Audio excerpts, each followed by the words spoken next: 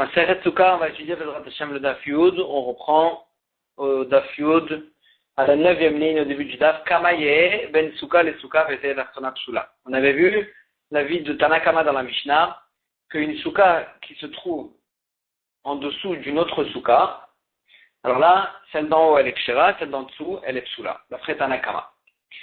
Et la Gemara elle dit, la Gemara pose la question maintenant, combien il faut qu'il y ait entre chaque souka, entre les deux soukot, entre les deux srach, pour considérer ça comme une souka en dessous de l'autre, pour nous dire que celle d'en dessous elle est psula. Kamaye ben souka le souka, vete tartona psula. Amar Ravuna, tefach, Ravuna il dit, dès qu'il y a un tefach entre les deux srach, c'est considéré qu'il y a une souka au-dessus de l'autre, et celle d'en dessous elle sera psula. S'il y a moins d'un tefach entre les deux srach, alors là c'est considéré comme un seul et même srach, et il y a qu'une souka, et donc, celle d'en dessous, elle est kshera. Pourquoi il dit tefar? Sheken matinu be'olet tuma tefar. Comme ce qu'on a trouvé au sujet de Oel Atuma, que dès que la tente de la Touma, elle fait une hauteur d'un tefar, elle est considérée comme une tente. Qu'est-ce que ça veut dire? Alors là, on sait très bien que une Touma de mort, par exemple, elle rend tamé tout ce qu'il y a dans la tente du mort. Et d'un autre côté, dès que c'est considéré comme une tente, alors ce qui est au-dessus de la tente, la touma elle reste que dans la tente et elle va pas au-dessus de la tente. Et donc ce qui se trouve au-dessus de la tente ne devient pas tamé. Et maintenant, qu'est-ce qui est considéré comme un oel à touma? Alors là, Braïta nous dit comme ça, tefar al tefar berum tefar. S'il y a un endroit qui fait un tefar de large, un tefar de longueur et un tefar de hauteur, alors là, c'est considéré comme un OL, comme une tente de la Touma, et donc Mevi est à Touma, ça ramène la Touma sur d'autres choses, d'autres ustensiles qui se trouvent dans cet espace. Le Chotet Lifne à Touma, et d'un autre côté, ça coupe devant ce qui se trouve au-dessus de cette tente en question, et ce qui se trouve au-dessus ne prendra pas la Touma. Aval Pachot Merum Tefar, mais si c'est moins d'une hauteur d'un Tefar, l'espace qu'il y a dans cette tente-là, s'il y a moins d'une hauteur d'un tefar, alors là, c'est pas considéré comme un OL, l'homme est vie, et donc ça ramène pas la touma à d'autres choses qui se trouvent dans cette tente.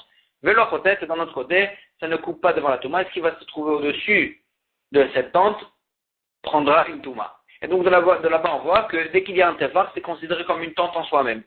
Et donc, chez nous aussi, dès qu'il y a un tefar d'espace entre les deux srach, c'est considéré comme la souka du dessus est considérée comme une souka en quelque sorte, et ça va rendre pas sous la souka d'en dessus. Ça c'est l'avis de Ravuna. Ravriza de Ravuna Amré, eux ils disent Arba'a. Il faut qu'il y ait 4 tfachim entre les deux srach pour considérer comme la souka du dessus comme une souka qui rend pas sous celle du dessous. On a trouvé aucun endroit qui est considéré comme un véritable endroit, en tant qu'endroit en soi-même, même quand il en manque 4 fachim. Qu'à partir de 4 fachim, c'est considéré comme un endroit important. Ou Shmuel Amar, Asara. Shmuel dit qu'il faut qu'il y ait 10 fachim entre les deux srach pour considérer celle du dessus comme une souka, et rendre pas sous celle du dessous. Maïtama de Shmuel. Quelle est la raison de Shmuel? Ke'ershera kapsula.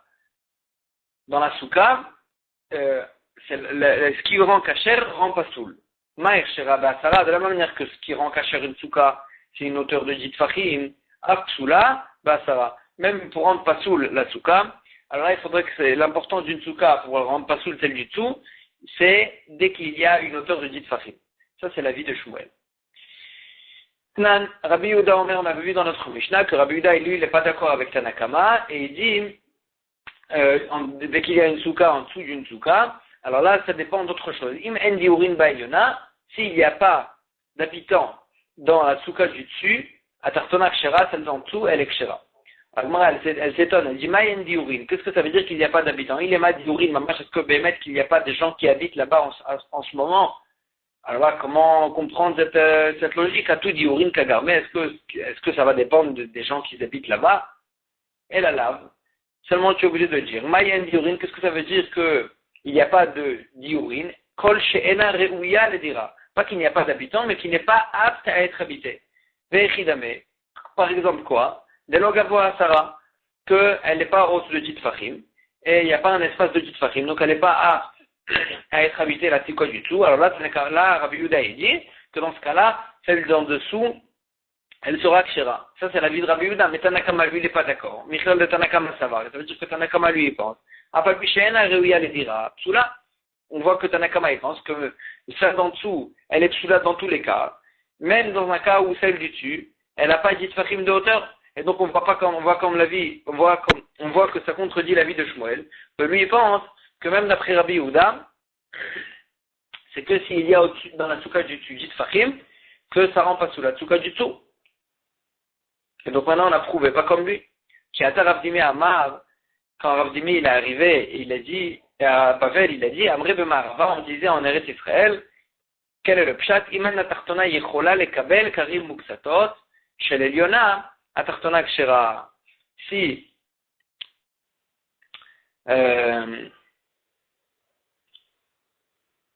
si celle du dessus, elle n'est pas, on peut pas, elle peut pas recevoir, elle peut pas tenir avec les couvertures et les coussins, c'est-à-dire elle n'est pas assez solide pour pouvoir mettre des couvertures et des coussins. Alors là, à Tartona Kshera, celle du dessus n'est pas considérée comme une souka, parce qu'elle ne peut pas contenir même des coussins, etc. Et donc, celle d'en dessous, elle sera Kshera, et celle du dessus n'est pas considérée comme une souka. Ça, c'est l'avis de Rabbi Yehuda. La Gemara dit encore, ça répond pas. Mais Chelal le Tanakama, ça va. Ça veut dire que Tanakama, lui, on s'appelle Bishena Réu Alekabel.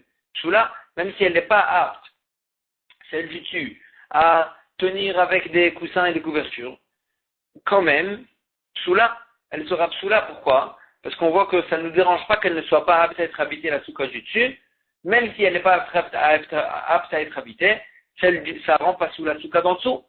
Et donc, ça contredit la logique de Rabbi de Shmuel, que lui pense qu'il faut qu'il y ait dit Tfachim dans la soukha du dessus, pour rendre pas sous la soukha du dessous. Pourquoi? Parce que dès qu'il y a dit Tfachim, elle est apte à être habitée. Pourtant, nous, on a déduit de la vie on a déduit de la vie de Rabbi Yehuda dans notre Mishnah, que Tanakama lui pense que ça ne nous dérange pas que celle du dessus ne soit pas apte à être habitée avec des coussins et des couvertures. Donc ça contredit la logique de Shmuel. La Gemara a dit non. Ika benayou, les kabel à l'aider à trak. D'après tout le monde, il faut que ce soit apte à être habité. Et même d'après Tanakama, il faut que ce soit apte à être habité, et donc il faut qu'il ait dit Tfachim de hauteur. Maintenant, quand est-ce que Tanakama il pensait que même si on ne peut pas mettre des coussins et des couvertures, quand même ça rend pas sous la soukha du dessous, c'est que dans un cas où on peut quand même mettre à l'aider à trak, c'est-à-dire ça tient difficilement la soukha du dessus avec des coussins et des couvertures, mais ça tient quand même. Là, d'après Tanakama, dès ce moment-là, ça rend pas sous déjà la soukha du tout. Mais d'après Rabbi Yehuda, il faut que ça soit apte vraiment à contenir des coussins et des couvertures pour pouvoir dormir là-bas. Et que dans ce cas-là, ça rend pas sous la soukha du tout. Mais tout le monde est d'accord qu'il faut que la soukha du dessus soit apte à être habitée. Par exemple, qu'elle est dite Tfachim de hauteur, pour que ça rend pas sous la soukha du tout. Donc ça, comme ça, Shmuel va expliquer son avis. Et on reprend la Mishnah d'après. Une personne qui a dans sa soukha, elle avait une soukha akshera et elle a mis au-dessus du strach un drap pour se protéger du soleil. Otartea ou bien en dessous du strach, mais pinei pour se protéger des feuilles qui tombent du strach. Oshviret al-gabe akinov. Ou bien il avait un lit avec 4 bâtons qui sortaient de chaque coin du lit, et il a mis un drap au-dessus de ces 4 bâtons. Alors là, donc il a entre son corps et le strach, en quelque sorte, il y a un drap qui coupe. Alors là, dans tous ces cas-là, c'est pas soul.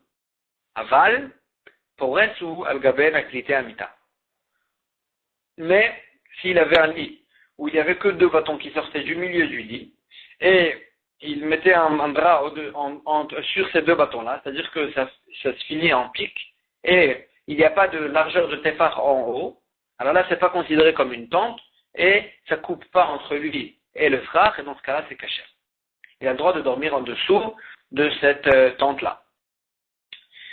Amar Prisa, il dit tout ce qu'on a dit, que c'était pas soul s'il avait mis un drap en dessous du strach, le chanou et la mipne aneshar. C'est que s'il a mis ce drap-là pour se protéger des feuilles de la soukha. Donc là, puisque c'est un drap pour se protéger, c'est considéré comme un schar pasoul, et il va rendre pasoul cette souka. Avalena ota, mais si c'était un drap qui était là pour embellir la souka, alors il met pas ce drap-là pour s'abriter.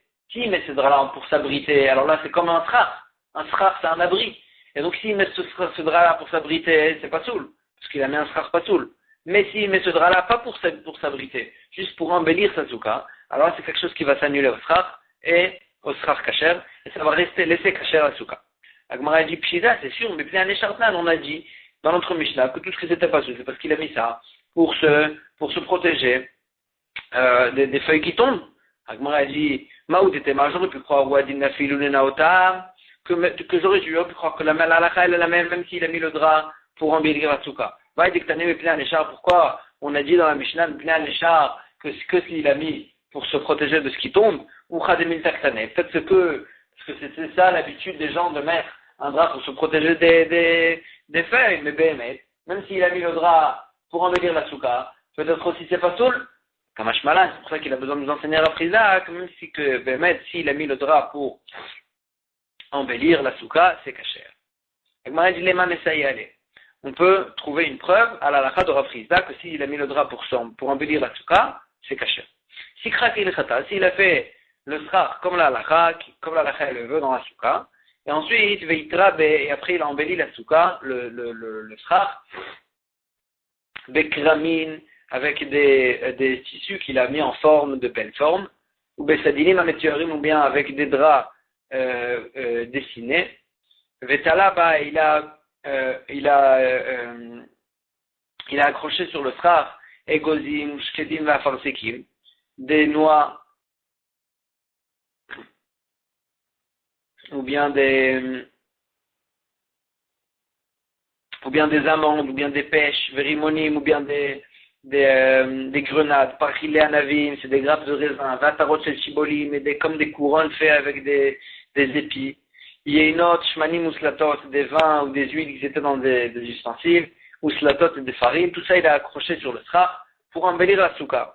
Asur l'istapek même, ad mutzaï yom tov acharon shechag, on n'a pas le droit de s'en servir jusqu'au dernier yom tov de Sukkot, parce qu'en fait ils ont été destinés à la mitzvah, et on n'a pas le droit d'en profiter alors pendant tout le chag du fait qu'ils sont destinés à la mitzvah. Et si au début quand il les a mis, il a fait un tna, il a fait une condition qu'il ne considère pas ça, quand il se détache pas en fait de ces objets-là, et il compte s'en servir pendant le chag, ça veut dire qu'il n'a pas destiné ça que à la mitzvah, alors là, il peut en profiter, à kol et fitnao, tout va d'après sa condition. En tous les cas, on voit d'ici qu'on peut faire pendre des trucs comme ça, des choses comme ça sur le schar, et ça rend pas sous la souka, du fait qu'il les a mis pour l'embellir. Et donc ça aide la halakha de Rav Chizda. Agmara dit, Dilma, tu peux pas prouver de là-bas. Dilma minata, le fait que là-bas, tout ce qu'il a, quand il a pendu de ces choses-là sur le schar, on parlait pas qu'il les a pendus au milieu du schar, c'est qu'il les a mis sur les côtés, ou bien sur les murs de la souka, et c'est dans ce cas-là qu'on a dit que ça laissait cacher la souka. Mais tu ne peux pas prouver de là-bas que même s'il accroche ça sur le schar, ça laissait cacher la souka. Ikmar, noye souka et même adim basuka. On a vu dans une braïta que le noye souka, ce qu'on met dans la souka pour l'embellir, ça considère pas la souka comme plus petite. Par exemple, s'il y avait une personne qui a une souka qui est haute de 10 tfachim, donc elle est kshera, mais si elle serait un tout petit peu plus basse, elle serait psoula. Maintenant, lui, il a mis un noy. Est-ce que le noy, il considère la souka, et donc le noy, il a mis sur le plafond de la souka, sur le schar? Est-ce que le noy, il considère la souka comme plus petite? Et la souka, elle devient psoula. Alors là, non. Elle ne ma'atim la souka, ça ne rend pas la souka plus petite. Amaravashi ou minata ma'atim. Mais si, Ravasi dit, mais si il a mis ça sur les côtés, c'est-à-dire qu'on sait que la souka dans les murs, il faut qu'elle ait une largeur de 7 sur 7, fachim. Maintenant, s'il a mis des noyers souka, des choses pour embellir la souka sur les côtés, alors là, ça rend pas sous la souka. Si la souka elle fait pile 7 fachim, et le noy il rend plus petit, alors ça rend pas sous la souka. Pourquoi? Parce que le chiour de 7 fachim sur les côtés, c'est un chiour qui nous dit qu'il faut qu'il y ait 7 fachim de quoi bouger. Et donc, de quoi se tenir normalement dans la souka. Et donc s'il y a du noise, ça dérange, et donc ça rend pas tout la souka. Minyamin, Abed Ravashi. Minyamin, c'est le serviteur de Ravashi. Itmishede Kutanta Bemaya. Son habit s'est mouillé avec de l'eau. Et lui, il a mis au-dessus du sraf de la souka pour le sécher au soleil. Amar le Ravashi lui a dit d'allier, enlève du dessus du sraf, pour ne pas que les gens disent comme le sacré de l'avoir Mekabel Touma, que moi, Ravashi, je fais un sraf avec quelque chose qui est apte à recevoir la Touma, et donc quelque chose qui est pas soul pour en faire un sraf, comme un habit par exemple, et donc, pour ne pas que les gens y croient que c'est ça que j'ai mis pour mon sraf, alors là, enlève ton habit de la souka. Pourtant, les gens ils vont voir que c'est mouillé, et c'est pour ça qu'il l'a mis sur le sraf, pas pour en faire du sraf. Donc pourquoi en quoi Ravashi il craignait? Agmara dit, il lui a dit, quand ça sèche, directement enlève. Dès que ça va sécher, les gens ils vont croire que ils vont pas voir qu'il était mouillé auparavant, ils vont croire que c'est ça que j'ai utilisé pour mon sraf, et donc les gens ils vont trébucher sur cette halakha, et donc c'est pour ça que je t'ai dit de l'enlever, pour ne pas que les gens ils croient ça quand ça va sécher. Itma, si on accroche un noïsuka pour embellir la souka, alors là, s'il est loin, il descend du srach 4 tfachim. Il est plus loin que le srach 4 tfachim. Alors là, Rav Nachman Amar Kshera, Rav Chizda, Rav Baravuna Amre, Shula. Rav Nachman il pensait que c'était kasher. Pourquoi? Parce que Rav Nachman dit c'est tout ce qui est là pour embellir la souka, même s'il est plus loin de la souka du srach de 4 tfachim, il s'est considéré comme s'il s'annule au srach. Alors que Rav Chizda et Rav Baravuna ils pensent que c'est pas soul, du fait que c'est loin de 4 tfachim du srach. Alors là, c'est considéré comme si il y un autre srach entre les deux, et c'est un srach qui est pas soul, et ça rend pas soul, on peut pas manger en dessous, ça peut rendre pas soul la souka. Alors, Frida et Rav Baravuna, les Beresh Galuta, ils sont allés à la maison de l'exilar pendant Sukkot. Agnino Rav Nachman il était là-bas, et Rav Nachman il les a couchés dans des soukas, Shemaya Mufagin Mumena, Arba Tfachim. Il les a couchés dans une souka, que le noy il était loin du srach, plus de 4 tfachim. Et donc d'après c'est une souka que d'après Rav Chizda et Rav Baravuna, c'est une souka qui est psoula. D'après Rav Nachman qui les a couchés là-bas, c'était une souka kshera, mais il les a couchés là-bas, alors que pour eux, c'est une souka psoula. Velo roulé, velo midé, et eux, ils n'ont rien dit. Ils n'ont pas dit que ça leur posait problème selon leur avis. Amar Léou, alors là, Rahman il leur a dit, Adou Behu Rabanan Mishma Tayou, est-ce que vous êtes revenu sur votre avis, et vous pensez maintenant comme moi, que de mettre ça pose pas de problème, même si le nœud il est loin du srach de 4 fachim, Amroulé lui ont dit, Anan Shouché Mitzvah Anan, Upturim Minasuka. La raison pour laquelle on n'a rien dit, c'est parce que nous, maintenant, on est là pour rendre visite à notre rab, et donc, pendant Sukkot, pendant le Chag, que c'est une mitzvah de venir d'aller voir son rab pendant le Chag. Et donc là, on est en train de faire une mitzvah. Et on est donc le shliach mitzvah. Et donc, puisqu'on est en train de faire une mitzvah, on n'est pas tour de la mitzvah de Sukkah. Et donc, c'est pour ça qu'on se permet même de dormir dans une Sukkah pareille. Mais généralement, c'est sûr qu'on est resté avec notre avis, qu'une Sukkah pareille est psoula. Amar Rav Yehuda Amar Shmuel. Mutar lishon bekila bassuka, afalpi sheyesh lagag. Rav Yehuda dit au nom de Shmuel, on a le droit de dormir dans une kila, dans la souka, même si elle a un toit. Une kila, c'est un lit, il y avait des bâtons qui sortaient, des barres qui sortaient des 4 coins du lit, et au-dessus on mettait un drap, on mettait un tissu pour embellir le lit, et donc là, est-ce qu'on a le droit de dormir dans un lit pareil, alors qu'il y a comme un toit qui sépare entre la personne qui se couche et le sraf?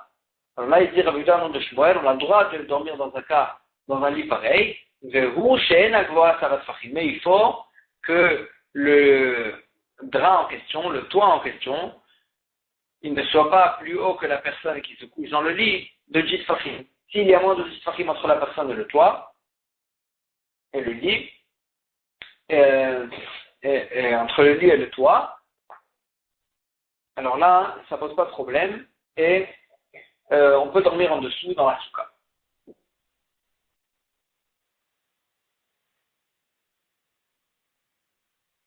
Tashma, la Gemara, elle ramène une preuve. Ayashen Bekila Basuka, elle ramène une preuve pour contredire. Elle dit comme ça, on a vu dans la Mishnah, Ayashen Bekila Basuka, lo yatsa yede chovato, celui qui dort dans une kila, dans une souka, donc c'est comme un lit comme ce qu'on a écrit, lo yatsa yede chovato, il n'est pas yede chova, ça marche pas, donc ça va pas comme Ravi dans le nom de Shmuel. La Gemara dit Chavama Eskina, ici de quoi on parle, que chez moi, ça va, on parlait d'une kila, que le toit de la kila était plus haut de 10 fois. Mais il fait à l'objet. Celui qui dort en dessous du lit dans la souka, il n'est pas essayé de chova. On dort en dessous du lit, c'est la même chose que comme une kila, c'est la même logique. Et là-bas, on voit qu'il n'a pas été yossé. C'est-à-dire que Shmuel, il a expliqué, Bemita, Sarah, on parlait encore une fois d'un lit, que le lit était plus haut de Titfachim, donc celui qui dort en dessous, il n'est pas yossé de chova. Tashma, on essaie de prouver de l'autre Mishnah. Oshipiret al-Gabe Kinofot, Soula, ou bien, on a vu dans notre Mishnah, s'il a mis un drap au-dessus des barres qui sortaient du lit, et qu'il a dormi dans ce lit-là, Soula, ça rend pas sous la souka. Et donc, c'est la même chose qu'une kila. Agmar répond, Atam Nami, d'Egli à Sarah, on parlait que le drap qu'il a mis au-dessus des kinofot, il était plus haut de 10 fois. Agmar dit, impossible. Pourtant, on a vu dans une Mishnah, dans une Braïta, que non, on ne parlait pas d'un cas où c'était plus haut de 10 fachim, mais quand même, c'est pas soul. Détania. La Braïta, elle dit comme ça. Naklitim, shnai. Le kinofot arba. Naklitim, c'est quand il y a deux barres qui sortaient du milieu du lit. Que là, aussi, on avait vu dans la Mishnah que même si on met un drap dessus, alors là, ça reste caché, parce qu'il n'y a pas un véritable toit, c'est un toit pointu. Mais kinofot arba. Et kinofot, c'est quoi kinofot? C'est quand il y a 4 barres qui sortent de chaque coin du lit, et de celui-là, sur ça on dit, Pires avec kinofot soula. S'il a mis un drap sur les kinofot, ça rend pas soul, de dormir dessus, en dessous. Mais si il a mis un drap au-dessus de naklitim, c'est kacher, ça va, mais il faut que, pour que ça reste kacher, même dans les naklitim, il faut qu'il y ait pas de hauteur de naklitim, il ne faut pas qu'il soit plus haut du lit de 10 fachim. Michla, la Gemara elle déduit, des kinofot. Quand on a dit que les kinofot, c'était pas soul, afalpichen, vous voyez la Sarah. Même s'il n'y a pas de 10 fachim, puisque quand on a dit que les naklitim, c'est quand est-ce que c'était caché dans les naklitim? C'était que s'il n'y avait pas de 10 fachim de hauteur. Ça veut dire que kinofot, qu'on n'a pas fait cette différence, c'est tout le temps pas soul. Même quand il y a moins de 10 fachim de hauteur. C'est pas soul. Donc on a une preuve explicite que la kila, on n'a pas le droit de dormir en dessous, même quand il y a moins de 10 fachim de hauteur. Et ça contredit l'enseignement de Rav Yuda au nom de Shmuel. Alors la Gemara, elle fait une différence maintenant entre la kila et la Gemara répond, il faut faire une différence entre les kinofot et la kila. Pourquoi? Chané kinofot des kliers. Les kinofot, on parlait en fait des barres qui étaient fixées au lit. Donc là, dans ce cas-là, même s'il y a moins de 10 fachim de hauteur, puisque c'est fixe, c'est considéré comme quelque chose en soi-même, et ça coupe entre la personne et le sra. Alors que kila, c'est quelque chose de pas fixe, qui était mis à côté du lit, il n'était pas fixé au lit de façon fixe, et donc, dans ce cas-là, tout dépend s'il y a 10 fachim de hauteur. S'il y a plus de 10 fachim, s'il y a moins de 10 fachim de hauteur, c'est pas vraiment considéré comme quelque chose de sérieux, et donc, ça va pas couper entre la personne et le frère, ce sera caché. Pourtant, la lacha de souka al souka, c'est quelque chose de fixe. C'est une souka au-dessus d'une souka, c'est quelque chose de fixe. Comme même Shmuel il a dit, que c'est que s'il y a 10 fachim de hauteur, comme ce qui rend cachère, que ça va rendre pas soul aussi. S'il y a 10 fachim de hauteur, alors là, ça va rendre pas soul la souka du dessous. Et donc on voit que même si c'est fixe, il faut qu'il y ait